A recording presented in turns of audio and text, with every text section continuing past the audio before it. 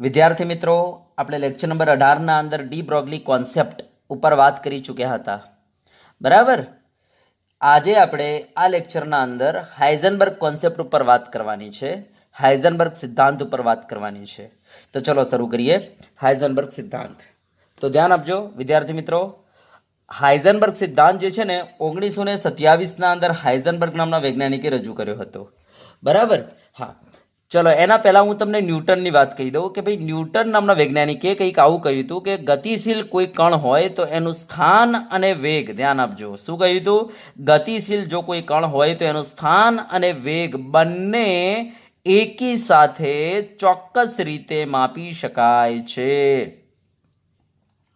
આવું ન્યૂટને કહ્યું હતું કે જો કોઈ કણ ગતિ કરતો હોય ને તો આપણે એનો સ્થાન અને વેગ બંને એકી સાથે ચોક્કસ રીતે માપી શકીએ છીએ. હા, હવે હાઇઝનબર્ગ શું કહે છે ખબર છે?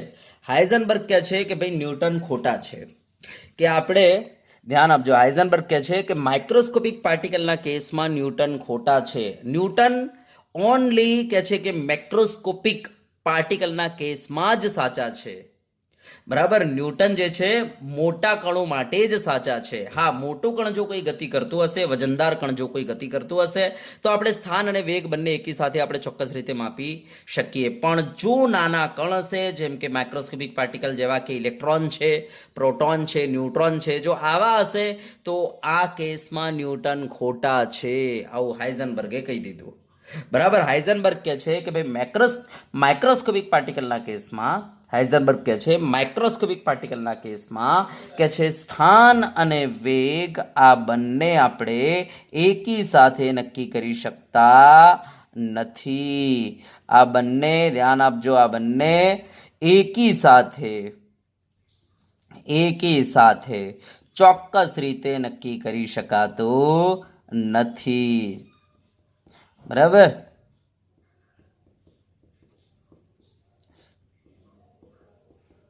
શકાય નહીં. હવે કેવી રીતના? તો ધ્યાન આપજો. એમણે શું કહ્યું હાઇઝનબર્ગે કે દાખલા તરીકે આ કોઈ હવામાં ઉડતું વિમાન છે. બરાબર. હા, તમે આ જમીન ઉપર બેસેલા છો અત્યારે, બરાબર, જમીન ઉપર ઊભા છો, અને હવે તમારે આ પ્લેન જે છે એનું સ્થાન નક્કી કરવું છે. તો તમે શું કરશો? અહીંયાથી રડારનો ઉપયોગ કરશો. તમે આ સીધો રડાર માર્યો આ રીતના. બરાબર. યસ. એટલે તમને ખબર પડી ગઈ કે ભાઈ આ પ્લેન ક્યાં છે.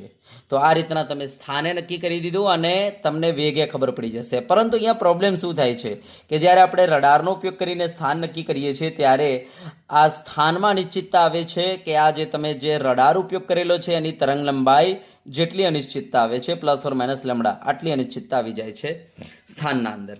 હા, તો હવે આપણે કામ કરીશું, સ્થાનમાં અનિશ્ચિતતા ઘટાડી દેવી છે. તો આપણે શું કરીશું? આ જે રડારનો આપણે જે ઉપયોગ કર્યો છે, આપણે શું કરીશું? આ રડાર જે છે એની તરંગ લંબાઈ ઘટાડી દઈશું.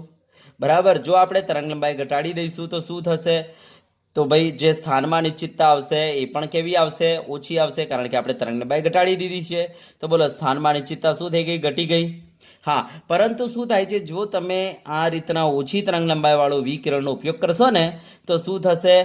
આ વિકિરણની ઉર્જા વધી જશે, અને આ વધુ ઉર્જાવાળું વિકિરણ જ્યારે તમારા પ્લેનને ટકરાશે તો બોલો, પ્લેનની ગતિમાં વધારો થઈ જશે.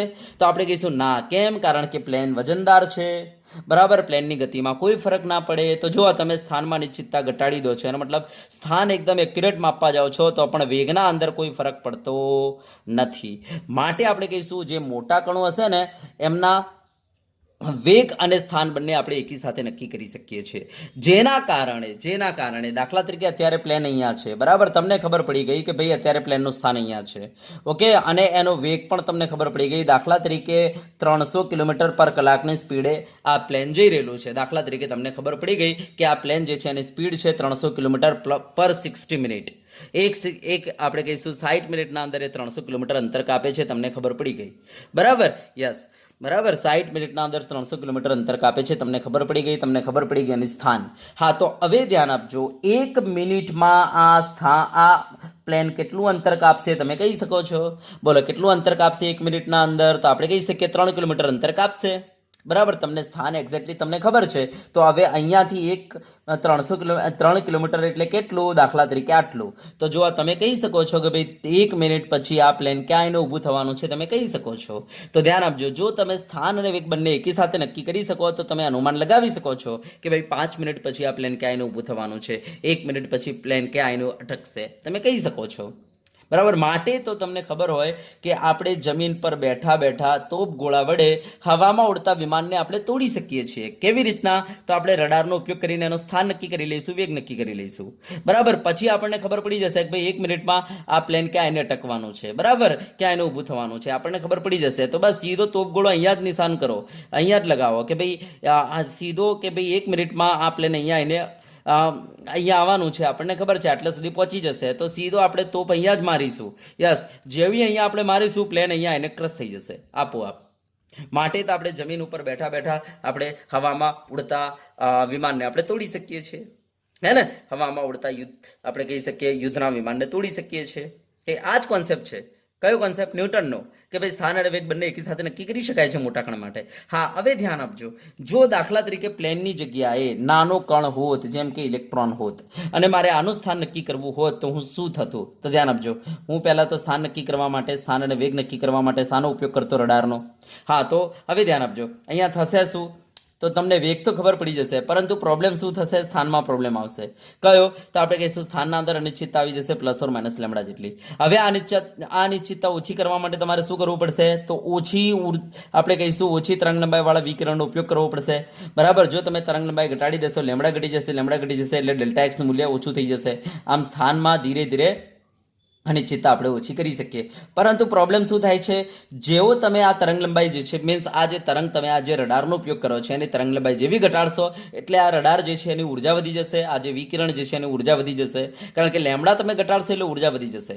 અને આ વધુ ઉર્જાવાળું વિકિરણ જો તમારા આ માઇક્રોસ્કોપિક પાર્ટિકલને જો ટકરાઈ જશે તો માઇક્રોસ્કોપિક પાર્ટિકલ ફંગોળાઈ જશે અહીંયાથી.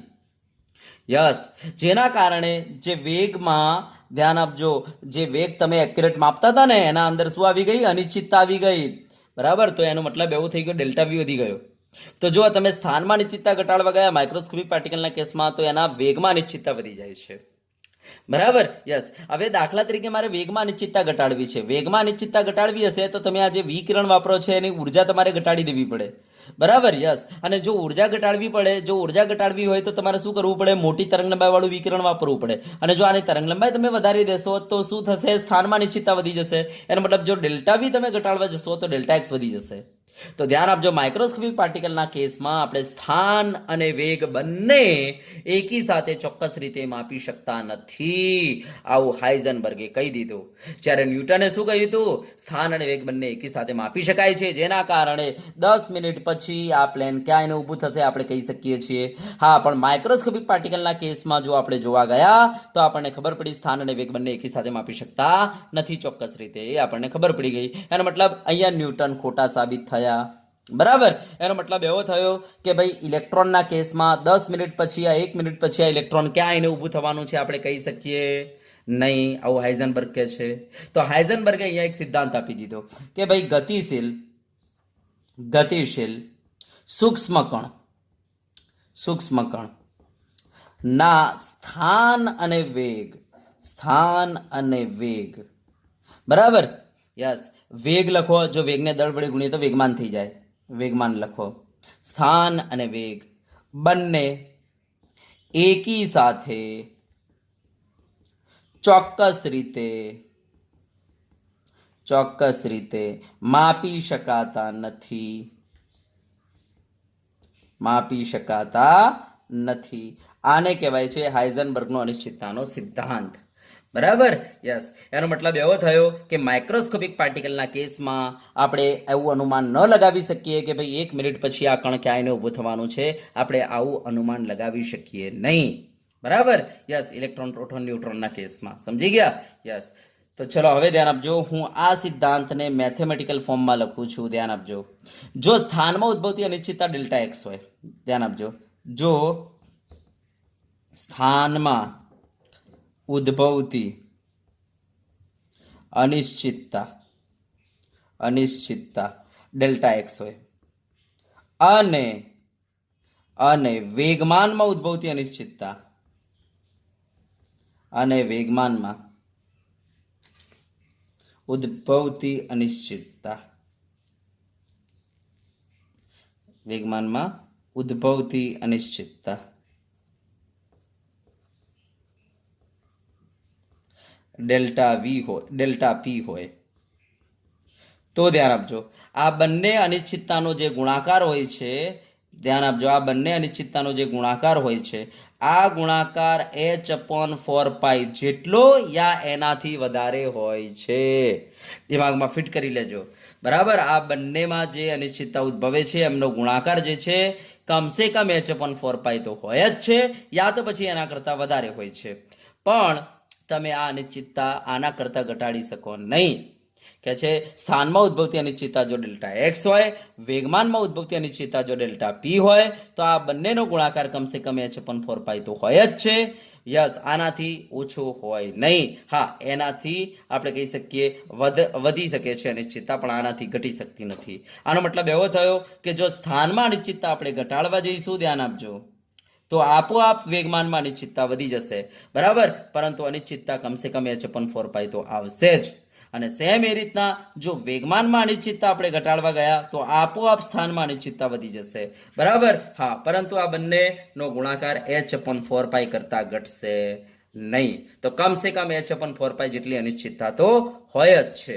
બરાબર, માઇક્રોસ્કોપિક પાર્ટિકલના કેસમાં એમણે કહી દીધું હાઇઝનબર્ગે. ચલો, ક્લિયર થઈ ગયો. તો આ હાઇઝનબર્ગના અનિશ્ચિતતાનો સિદ્ધાંત થઈ ગયો. બરાબર, યસ. હવે ધ્યાન આપજો, હાઇઝનબર્ગના અનિશ્ચિતતાનો સિદ્ધાંત જે છે એની મર્યાદા શું છે, તો ધ્યાન આપજો, હાઇઝનબર્ગનો અનિશ્ચિતતાનો સિદ્ધાંત માત્ર આપણે માઇક્રોસ્કોપિક પાર્ટિકલને જ લાગુ પાડી શકીએ. યસ, મેક્રોસ્કોપિક પાર્ટિકલને આપણે લાગુ પાડી શકતા નથી. બરાબર, ધ્યાન આપજો, મેક્રોસ્કોપિક પાર્ટિકલ જે છે, જેમ કે હવામાં ઉડતું વિમાન, બરાબર, પછી આપણે કહી શકીએ સુરત દાદા, પછી આપણે કહી શકીએ ચાંદ મામા, પછી આપણે કહી શકીએ પૃથ્વી મામી. બરાબર, યસ, આ બધાને આપણે હાઇઝનબર્ગનો અનિશ્ચિતતાનો સિદ્ધાંત લાગુ પાડી શકીએ નહીં. આ બધા માટે ન્યૂટનના નિયમો સાચા છે. બરાબર, માટે તો આપણે ઘણી વખતે અનુમાન લગાવી દઈએ છીએ ને કે ભાઈ ચંદ્રગ્રહણ ક્યારે થશે, સૂર્યગ્રહણ ક્યારે થશે, આપણે કહી શકીએ છીએ, કારણ કે આપણને એનો વેગ અને સ્થાન બંને ખબર છે. બરાબર, ભલે ગતિ કરે છે પણ વેગ અને સ્થાન બંને ખબર છે આપણને, પૃથ્વીનું, બરાબર, પછી ચાંદનું, આ બધાને આપણને ખબર છે, જેના કારણે આપણે અનુમાન લગાવી શકીએ છીએ કે ભાઈ 10 દિવસ પછી તમારો ચાંદ ક્યાં આવીને ઊભો થશે, આપણે અનુમાન લગાવી શકીએ છીએ. બરાબર, યસ. તો કહેવાનો મતલબ કે મેક્રોસ્કોપિક પાર્ટિકલના કેસમાં હાઇઝનબર્ગનો અનિશ્ચિતતાનો સિદ્ધાંત ખોટો છે, ત્યાં ન્યૂટનના નિયમો સાચા છે. અને માઇક્રોસ્કોપિક પાર્ટિકલના કેસમાં ન્યૂટન ખોટા છે અને હાઇઝનબર્ગ સાચા છે. બરાબર, તો ચલો આપણે મર્યાદા આપી દઈએ. તો ચલો મર્યાદા, તો આપણે કહીશું હાઇઝનબર્ગનો અનિશ્ચિતતાનો સિદ્ધાંત જે છે, બરાબર, નાના કણ જેવા કે ઇલેક્ટ્રોન, પ્રોટોન, ન્યુટ્રોન વગેરે માટે વગેરેને જ લાગુ પાડી શકાય છે.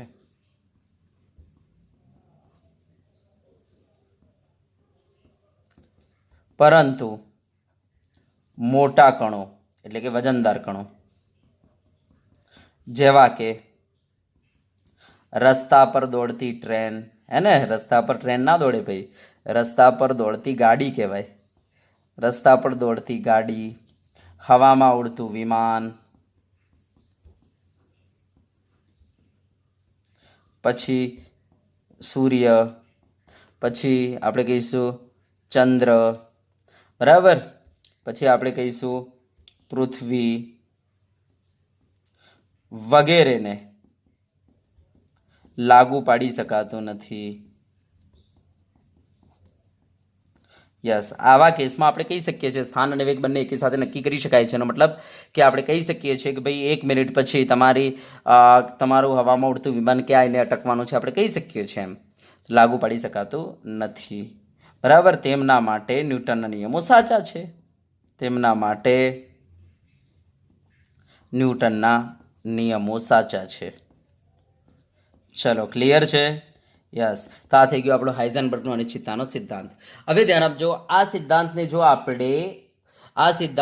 આપણે પરમાણુ પર લાગુ પાડીએ તો નીલ બોહરે શું કહ્યું હતું કે ભાઈ કેન્દ્રની આજુબાજુ ઇલેક્ટ્રોન ચોક્કસ પથ ઉપર ગતિ કરે છે, આવું કહ્યું હતું ને.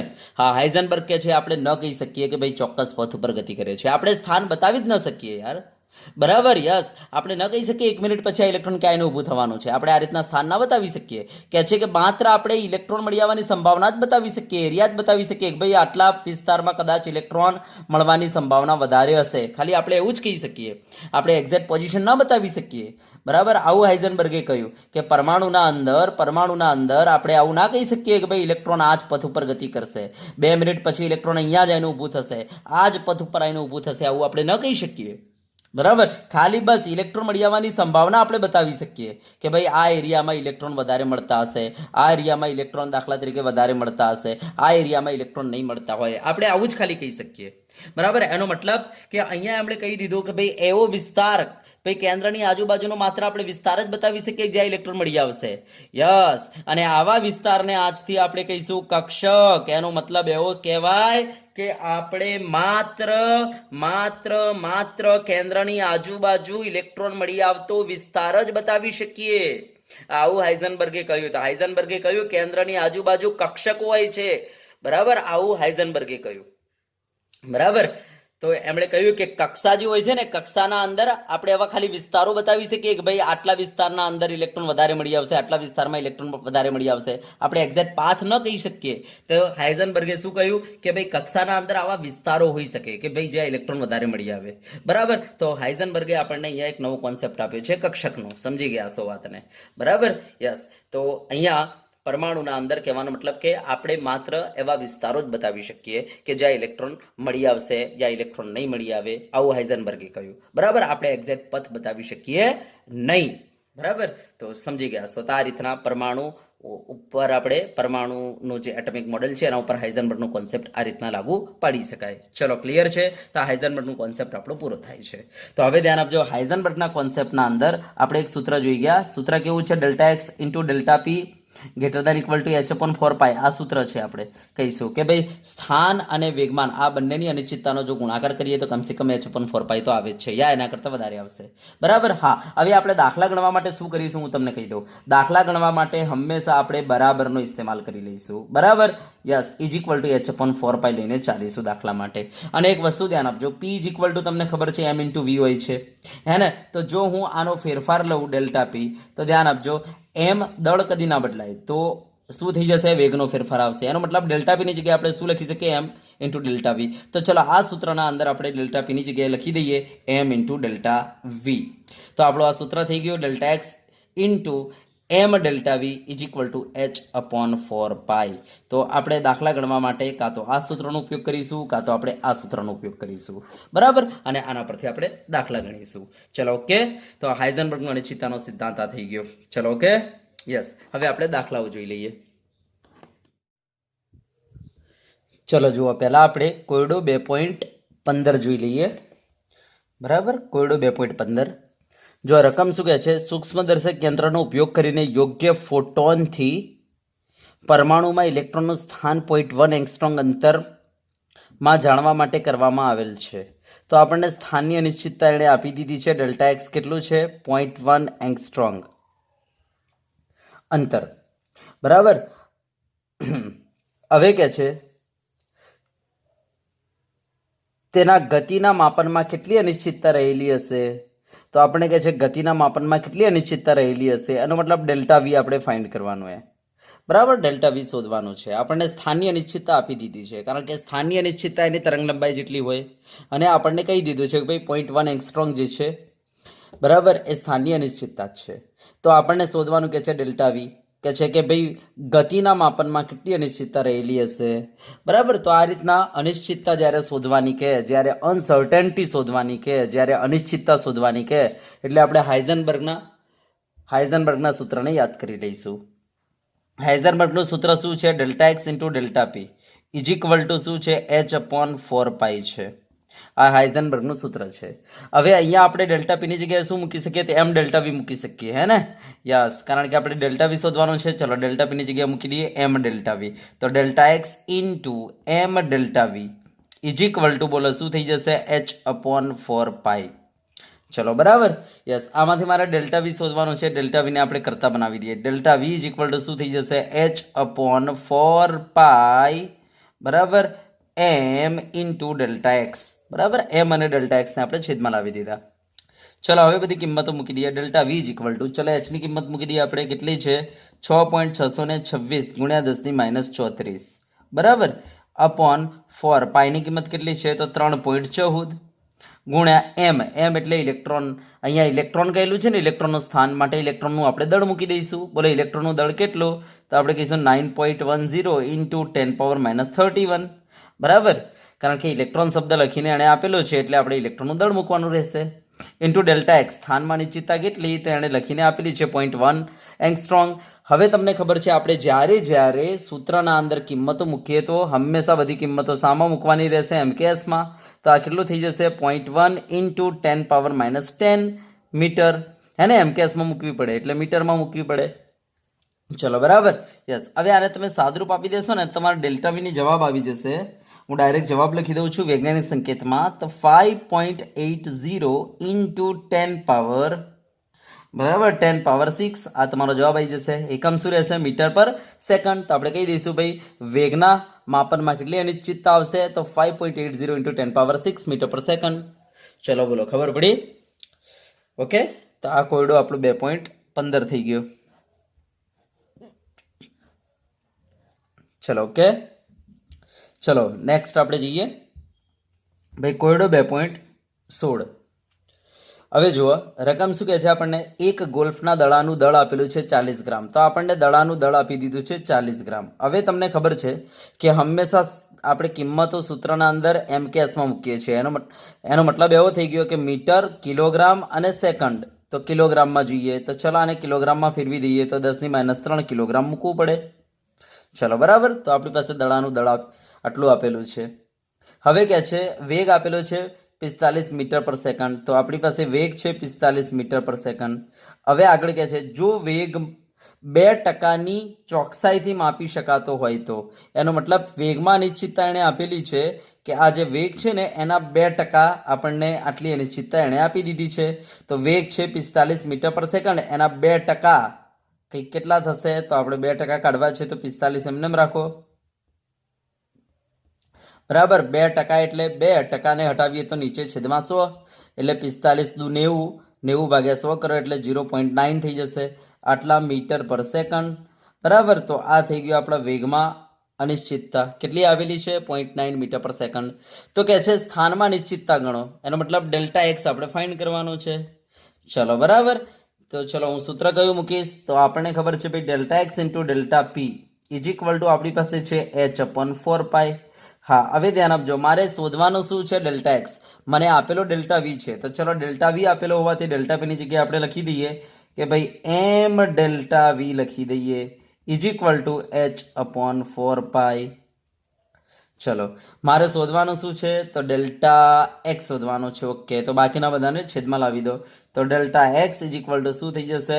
h/4π એમ ડેલ્ટા વી. ચલો કિંમતો મૂકી દઈએ. એચની કિંમત કેટલી છે? તો 6.626 ગુણ્યા 10⁻34 ભાગ્યા 4 એમને. પાઈની કિંમત કેટલી? તો આપણે કહીશું 3.14 ગુણ્યા એમ કેટલા? તો એમ એટલે આપણે કહીશું દડાનું દળ. તો કેટલું છે? 40 ગુણ્યા 10⁻3 કિલોગ્રામ. તો અહીંયા મૂકી દઈએ 40 ગુણ્યા 10⁻3 આટલા કિલોગ્રામ બરાબર. ઇન્ટુ વી ડેલ્ટા વી. વી કેટલું છે આપણી પાસે ડેલ્ટા વી? તો ડેલ્ટા વી આપેલું છે અને 0.9. તો અહીંયા 0.9 આપણે મૂકી દઈએ. ચલો બરાબર.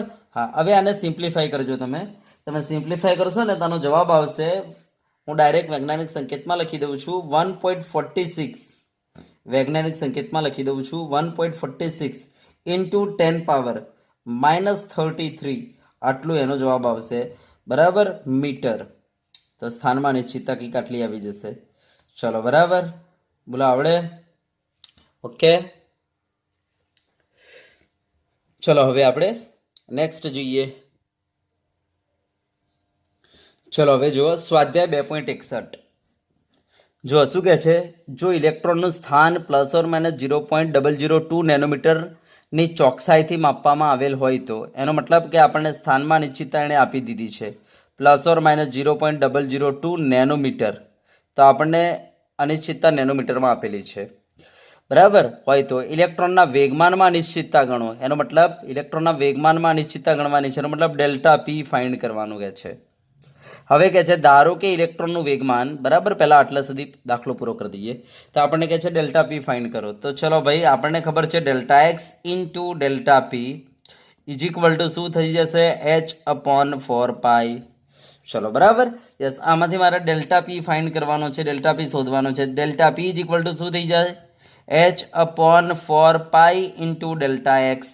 ચલો કિંમતો મૂકી દો. એચની કિંમત કેટલી છે, તો 6.626 ગુણ્યા 10⁻34 અપોન 4, પાઈની કિંમત કેટલી, તો 3.14 ગુણ્યા, હવે ડેલ્ટા એક્સ કેટલા, તો એણે આપેલા છે 0.002 નેનોમીટર.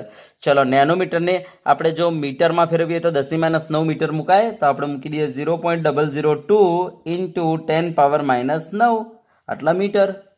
ચલો તો બોલો વેગમાનમાં અનિશ્ચિતતા મળી જશે, તો યસ. તો ચલો વેગમાનમાં અનિશ્ચિતતા ઇઝ ઇક્વલ ટુ શું થઈ જશે, તો જવાબ આવશે તમે 6.26 ભાગ્યા 4 ભાગ્યા 3.14 ભાગ્યા 0.00, બરાબર 0.002 કરશો ને તો તમારો જવાબ આવશે 263.77 ઇન્ટુ 10 પાવર, ધ્યાન આવજો -9 ઉપર લાવો, +9 એટલે -34 માંથી 9 જાય એટલે -25 થઈ જાય, આટલા આવશે. બરાબર, ચલો આને વૈજ્ઞાનિક સંકેતમાં લખવું હોય તો 2.6377 ઇન્ટુ, ચલો જો હું ડાબી બાજુ લઈ જાઉં છું એટલે ઘાતમાં શું કરો, વધારો કરી નાખો, કેટલાનો, 2 નો વધારો કરો એટલે 10⁻2 નો વધારો કરો એટલે -23 થઈ જશે. યસ, તો આ તમારો વેગમાનમાં અનિશ્ચિતતા આવી ગઈ. યસ, ચલો એકમ શું લાગે, તો વેગમાન ઇઝ ઇક્વલ ટુ તમને ખબર છે શું થાય, m ઇન્ટુ વી. m એટલે કિલોગ્રામ અને v એટલે મીટર પર સેકન્ડ, તો આ એનો એકમ થઈ ગયો. ચલો ખબર પડી ગઈ વેગમાનમાં અનિશ્ચિતતા. યસ, હવે આપણને કહે છે ધારો કે ઇલેક્ટ્રોનનું વેગમાન h/4π ઇન્ટુ 0.05 નેનોમીટર હોય તો આ મૂલ્ય વ્યાખ્યાયિત કરવામાં કોઈ મુશ્કેલી પડશે, તો આ મૂલ્ય વ્યાખ્યાયિત કરવામાં કોઈ મુશ્કેલી પડશે, તો આપણે એણે એકચ્યુઅલ વેગમાન આપેલું છે. એકચ્યુઅલ વેગમાન કેટલું આપેલું છે, h/4π મલ્ટીપ્લાય 0.05 નેનોમીટર. તો ચલો મને બતાવો જવાબ શું આવશે, તો આપણે કહીશું 6.626 ગુણ્યા 10⁻34 અપોન નીચે 4, પાઈની કિંમત કેટલી, 3.14 ગુણ્યા 0.05 નેનો એટલે 10⁻9, બરાબર. ચલો હવે આને તમે સાદુરૂપ આપશો ને તો તમારો જવાબ આવશે, હું ડાયરેક્ટ વૈજ્ઞાનિક સંકેતમાં લખું છું 1.05 ઇન્ટુ 10 પાવર -24 આવી જશે. એકમ શું લાગશે, કિલોગ્રામ મીટર પર સેકન્ડ. તો ધ્યાન આપજો, તમને વેગમાન કેટલું આપ્યું એણે, તો વેગમાન કંઈક આટલું આપ્યું 1.05 ઇન્ટુ 10 પાવર -24 કિલોગ્રામ મીટર પર સેકન્ડ, બરાબર. આટલું એકચ્યુઅલ વેગમાન છે. જ્યારે અંદર જે એરર આવે છે, જે અનિશ્ચિતતા આવે છે, કેટલી આવે છે, 2.6377 10 પાવર -23 આટલી અનિશ્ચિતતા આવે છે. તો ધ્યાન આપજો, તમારા એકચ્યુઅલ વેગમાન કરતાં અનિશ્ચિતતા મોટી છે. હવે આવું હોઈ શકે, કોઈ દિવસ અનિશ્ચિતતા મોટી હોઈ શકે, કદી ના, એરર હંમેશા નાની હોય યાર, મેન જે જવાબ હોય એના કરતાં એરર નાની હોય હંમેશા, હે ને. યસ, તો અહીંયા કેવું છે, તો અહીંયા તો તમારું એકચ્યુઅલ જવાબ જ નાનું છે, જે શક્ય નથી. માટે આપણે કહીશું કે આ વેગમાન વ્યાખ્યાયિત કરવામાં મુશ્કેલી પડશે. તો આપણે લખી દઈશું કે ભાઈ તમારો આ જે જવાબ છે ને, બરાબર, એ એરર કરતા કેવો છે, અનસર્ટેનિટી, અનિશ્ચિતતા કરતા જે જવાબ છે કેવો છે, તો જવાબ નાનો હોવાથી, એકચ્યુઅલ વેગમાન નાનું હોવાથી, બરાબર, આપણે કહીશું અનિશ્ચિતતા કરતા વેગમાન નાનું હોવાથી વ્યાખ્યાયિત કરવામાં મુશ્કેલી પડશે, વ્યાખ્યાયિત કરવામાં મુશ્કેલી પડશે. ચલો બરાબર, તો આપણને એ જ કહ્યું હતું કે આ મૂલ્ય વ્યાખ્યાયિત કરવામાં કોઈ મુશ્કેલી હશે, તો હા કહી દો મુશ્કેલી પડશે. ચલો બોલો, ખબર પડી? ઓકે, ચલો હવે આપણે આગળ જઈએ. તો જો હવે આપણી પાસે એક વધારાનો છે દાખલો, ધ્યાન આપજો. એનસીઆરટીમાં આ નથી દાખલો, બરાબર, ખાલી એક એમસીક્યુએસ છે. શું કહે છે આપણને, જુઓ, જો સ્થાનની અનિશ્ચિતતા શૂન્ય કરવામાં આવે તો વેગમાનની અનિશ્ચિતતા કેટલી થઈ જાય. કહે છે કે ભાઈ સ્થાનની અનિશ્ચિતતા એટલે ડેલ્ટા એક્સ, જો આપણે શૂન્ય કરી દઈએ તો કહે છે વેગમાનની અનિશ્ચિતતા કેટલી થઈ જાય, પ્રશ્ન કરે છે. તો હવે આપણને ખબર છે ભાઈ સ્થાનની અનિશ્ચિતતા ઇન્ટુ વેગમાનની અનિશ્ચિતતા ઇઝ ઇક્વલ ટુ શું થાય h/4π. ચલો બરાબર. હવે કે છે વેગમાનની અનિશ્ચિતતા કેટલી થઈ જાય? તો વેગમાનની અનિશ્ચિતતા is equal to h/4π into delta x. જો સ્થાનની અનિશ્ચિતતા શૂન્ય કરવામાં આવે તો શું થઈ જશે? h/ નીચે બધું 0 થઈ જશે. જો ડેલ્ટા એક્સની જગ્યાએ 0 મૂકીએ તો 4π × 0 એટલે બધું 0 થઈ જશે. એટલે h/0 એટલે શું આવે? ઇન્ફાઇનાઇટ. તો આપણે કહી દઈશું એ વખતે વેગમાનની અનિશ્ચિતતા કેવી થઈ જશે? તો અનંત થઈ જશે. બરાબર. તો ધ્યાન આપજો, સ્થાનની અનિશ્ચિતતા જો આપણે શૂન્ય કરીએ તો વેગમાનની અનિશ્ચિતતા કેવી થઈ જાય? અનંત થઈ જાય. અને એ જ રીતના કોઈ એમ કે વેગમાનની અનિશ્ચિતતા શૂન્ય કરવામાં આવે તો સ્થાનની કેટલી થાય? તો કહી દો વેગમાનની અનિશ્ચિતતા શૂન્ય કરવામાં આવે તો સ્થાનની અનિશ્ચિતતા અનંત થઈ જાય. સમજી ગયા? તો ખબર પડી ગઈ હશે. જો સ્થાનની અનિશ્ચિતતા આપણે શૂન્ય કરીએ તો વેગમાનની કેટલી થઈ જાય? કહી દો અનંત થઈ જાય. ચલો બરાબર. ઓકે, ચલો આ ટાઈપનો આપણે બીજું એક જોઈએ. તો જો હવે શું કહે છે આપણને? નવો પ્રશ્ન કે છે સ્થાન અને વેગની અનિશ્ચિતતા જો સમાન કરવામાં આવે તો કે છે ડેલ્ટા પી બરાબર ખાલી જગ્યા થાય. બરાબર. આપણને 4 ઓપ્શન આપી દીધા છે. તો આનો મતલબ એવો છે કે ભાઈ સ્થાનની અનિશ્ચિતતા અને વેગની અનિશ્ચિતતા જો સમાન કરવામાં આવે તો કે છે ડેલ્ટા પી બરાબર ખાલી જગ્યા થાય. ચલો બરાબર. તો જો આપણી પાસે સૂત્ર છે delta x into delta p is equal to h/4π. આ આપણી પાસે સૂત્ર છે. બરાબર. હવે અહીંયા આપણે ડેલ્ટા પીની જગ્યાએ લખી શકીએ delta x into m delta v લખી શકાય ઇઝ ઇક્વલ ટુ h/4π. હા, હવે આપણને અહીંયા શું કહ્યું છે એને? સ્થાનની અનિશ્ચિતતા કોના જેટલી કરવાની છે? વેગની અનિશ્ચિતતા જેટલી. એનો મતલબ સ્થાનની જગ્યાએ આપણે જો ડેલ્ટા વી લખી દઈએ, કારણ કે મારે શોધવાનું વેગમાન છે, તો આપણે વેગમાનમાં કન્વર્ટ કરવા માટે એક કામ કરીએ, ડેલ્ટા એક્સની જગ્યાએ ડેલ્ટા વી લખી દઈએ અને પછી એમ વડે ગુણી દઈશું એટલે આપણને વેગમાન મળી જશે. સમજ્યા વાત ને? Okay, yes. અહીંયા એમ ડેલ્ટા વી જે છે આપણે એમને જ રાખીએ ડેલ્ટા પી, કારણ કે આપણે શોધવાનું ડેલ્ટા પી છે, તો ડેલ્ટા પી એમને જ રાખો. એમ ડેલ્ટા વી કરવાની કોઈ જરૂર નથી આને. બરાબર. હવે ધ્યાન આપજો, હું આ શું કરું છું, આ જે ડેલ્ટા એક્સ છે ને એને એમ ડેલ્ટા વીમાં કન્વર્ટ કરવું છે. તો પહેલા ડેલ્ટા એક્સની જગ્યાએ હું લખી દઉં છું ડેલ્ટા વી. બરાબર. યસ, ડેલ્ટા પી એમને જ ઇઝ ઇક્વલ ટુ h/4π. હવે જો હું બંને બાજુ એમ વડે ગુણી નાખું છું, બરાબર, જેના કારણે એમ ડેલ્ટા વી થઈ જાય ને એમ ડેલ્ટા વીની જગ્યાએ આપણે ડેલ્ટા પી લખી શકીએ. તો m delta v into delta p is equal to થઈ જશે mh/4π. તો મેં બંને બાજુ એમ વડે ગુણી નાખ્યું. હવે અહીંયા એમ ડેલ્ટા વીની જગ્યાએ શું મૂકી શકાય? ડેલ્ટા પી મૂકી શકાય. આ ડેલ્ટા પી એમને જ ઇઝ ઇક્વલ ટુ શું થઈ જશે? mh/4π. હા, હવે ડેલ્ટા પી એટલે ડેલ્ટા પી નો વર્ગ થઈ જાય, તો ડેલ્ટા પી વર્ગ ઇઝ ઇક્વલ ટુ શું થઈ ગયું? mh/4π. તો મને બતાવો delta p is equal to શું થઈ જશે? તો ચલો વર્ગમૂળ કાઢીએ તો 4 નું 2 થઈ જશે. યસ, mh/π નું ના નીકળે તો ચલો આપણે એને વર્ગમૂળમાં મૂકી દઈએ mh/π. તો delta p is equal to શું થઈ ગયું? 1/2 √mh/π. ચલો શોધો 1/2 √mh/π. તો યસ, બી જવાબ આવે આપણો. બોલો, આવડે? બરાબર. ચલો ઓકે, ચલો હવે આવો આપણે એક બીજો જોઈ લઈએ. જો શું કહે છે આપણને? નેક્સ્ટ આપણી પાસે દાખલો છે કે છે જો એક કણના વેગમાં ઉદ્ભવતી અનિશ્ચિતતા સ્થાનમાં ઉદ્ભવતી અનિશ્ચિતતા કરતાં બમણી હોય તો કે છે વેગમાનમાં ઉદ્ભવતી અનિશ્ચિતતા જણાવો. આપણને કહે છે કે ભાઈ સ્થાનમાં ઉદ્ભવતી અનિશ્ચિતતા જે છે, સ્થાનમાં ઉદ્ભવતી અનિશ્ચિતતા, બરાબર, કે છે વેગમાં ઉદ્ભવતી અનિશ્ચિતતા જે છે ને, વેગમાં ઉદ્ભવતી અનિશ્ચિતતા ડેલ્ટા વી એ સ્થાનમાં ઉદ્ભવતી અનિશ્ચિતતા કરતાં બમણી છે. એવું કહે છે કે વેગમાં ઉદ્ભવતી અનિશ્ચિતતા સ્થાનમાં ઉદ્ભવતી અનિશ્ચિતતા કરતાં બમણી છે. એનો મતલબ આ બમણી છે. તો જો મારે બરાબર મૂકવો હોય તો મારે અહીંયા ટ્વાઇસ કરવો પડે. બરાબર. હા, તો હવે કે છે વેગમાનમાં ઉદ્ભવતી અનિશ્ચિતતા જણાવો. એનો મતલબ ડેલ્ટા પી શોધો. ચલો બરાબર. યસ, તો પહેલા તો આપણે સૂત્ર કયું છે? તો delta x into delta p is equal two સૂત્ર છે h/4π. ચલો બરાબર. યસ, હવે જુઓ, ધ્યાન આપજો, મારે ડેલ્ટા પી શોધવાનો છે તે એમને રાખો અને આ ડેલ્ટા એક્સને ચલો ડેલ્ટા પીમાં કન્વર્ટ કરવા માટે એક કામ કરીએ. આની જગ્યાએ પહેલા ડેલ્ટા એક્સની જગ્યાએ આપણે ડેલ્ટા વી લખી દઈએ.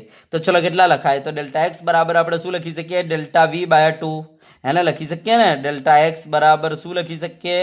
ડેલ્ટા વી બાય 2 લખી શકીએ. તો ચલો ડેલ્ટા વી બાય 2 લખી દઉં છું into delta p is equal to બોલો શું થઈ જાય? h/4π. ચલો બરાબર. યસ, ચલો આ 2 દુની 4 એટલે શું વધ્યું? Delta v into delta p is equal to h/2 pi. Yes, હવે મારે ડેલ્ટા પી શોધવાનો છે, તો એમને અહીંયાથી ડેલ્ટા વીને હટાવવું પડશે. તે કામ કરીએ, બંને બાજુ એમ વડે ગુણાકાર કરી દઈએ, તો m delta v into delta p is equal to થઈ જશે mh/2 પાઈ. યસ, હવે એમ ડેલ્ટા વીની જગ્યાએ આપણે શું મૂકી શકીએ? ડેલ્ટા પી મૂકી શકીએ. તો delta P into delta p is equal to શું થઈ ગયું? mh/2 પાઈ. તો આ ડેલ્ટા પીનો વર્ગ થઈ ગયો, તો ડેલ્ટા પી બરાબર શું થઈ જશે? તો આપણે આને અંડર રૂટ કરી લેવું પડશે, mh/2 પાઈ. બોલો, ખબર પડી આપણે? તો ચલો, જવાબ શું આવશે? અંડર રૂટ mh/2 પાઈ. યસ, આ રહ્યો આપણો જવાબ. ઓકે, તો વિદ્યાર્થી મિત્રો, અહીંયા હાઇઝનબર્ગ કોન્સેપ્ટ આપણો પૂરો થાય છે અને એના પરના આપણે તમને દાખલા બતાવી દીધા. બરાબર? ઓકે, તો વિદ્યાર્થી મિત્રો, આજે આપણે આટલે સુધી રાખીશું. હવે આપણે આના પછી એક નવું લેક્ચર જોઈશું જેનું નામ છે, નવો ટોપિક જોઈશું જેનું નામ છે શ્રોડિંજર તરંગ સમીકરણ. તો આના પછીના નેક્સ્ટ લેક્ચરમાં હવે આપણે તમને શ્રોડિંજર તરંગ સમીકરણ બતાવીશું. બરાબર? અને એની ઉપયોગિતા તમને બતાવીશું. ચલો, બરાબર? તો વિદ્યાર્થી મિત્રો, આજે આપણે આટલે સુધી રાખીશું.